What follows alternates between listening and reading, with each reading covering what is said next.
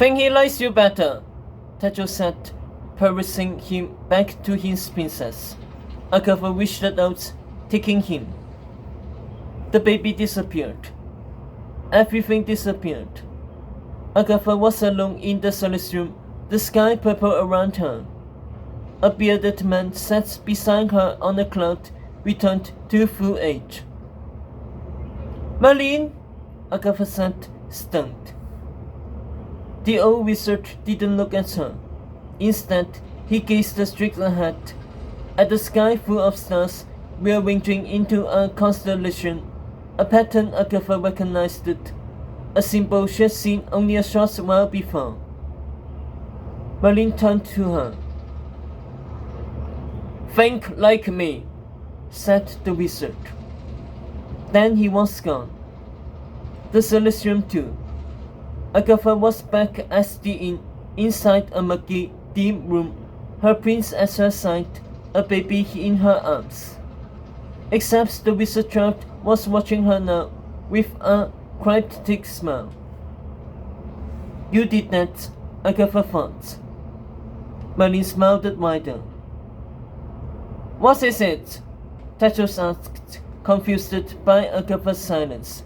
Clearly, neither he nor Hot had been transported. Neither had seen what she had. Quickly, the princess lit her finger glow. She drew it in the air with slashes of gold, the pattern she had found inside Marian's arrow, and now again in the service room, the clue that both Robin Hood and Merlin had wanted her to see. This, she said, swiveling to the boys. What is it? Hot and Tetros exchanged glances. Crest with geese on it, Hot pondered. Pussy? Definitely pussy, said Tetros before looking at Agatha. Why? Agatha looked down at the baby, staring right at her. Think like me. Think like me. Think like... Agatha's heart thrummed. Pussy. Now she remembered. That's file. The one that dismissed. That's where she has seen the kingdom's name. Deceased. Buried in Vault 41. Bank of Pussy. Sir case file. The one in the living library. Agatha breathed. Japan isn't going after Merlin. He's going after Merlin's beard. She looked up at Tetros. The snake knows the answer to the test.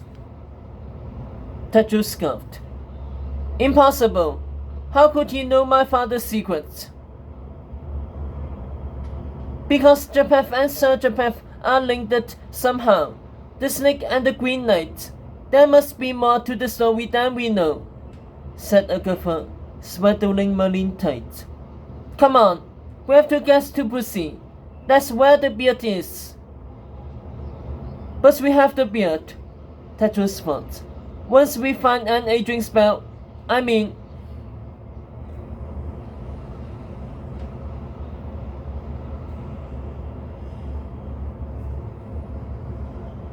not that beard.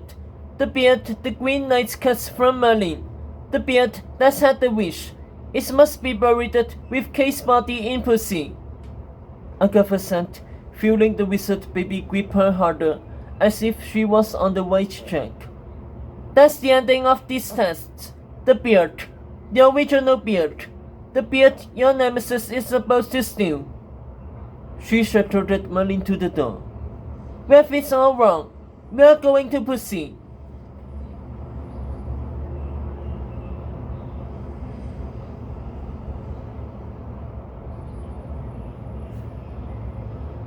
But that's where the snake is, said Hot. For a reason, Agatha said. She trusted the baby in her arms more than two boys' spears, the same way she should have trusted the snake's movements over her own. Hurry! If it's the next kingdom east, we can go on foot. Whistle's right, Tetros argued, not following her. Can't stick Merlin near Japheth. He could steal the wizard from us. We'll be handing him our best weapon. Boom, boom, boom. Pussing slams thundered outside like a cosmic hammer shattering the sky. Baby Merlin started screaming, hands at his ears. Clenching his tights, Agatha rushed to the window, the two boys flanking her. To the east, moonlight shined down on green shores rising, reaching up, up, up, over the land. A tree shimmering against the night, each branch blossoming into a new tree, which spawned more trees from its boughs, hundreds of them, thousands, higher and higher, wider and wider, the lanterns of trunks and branches vanishing onto the clouds. For a split second, Agatha thought she saw bodies tossed between branches, human bodies, the size of acorns or leaves.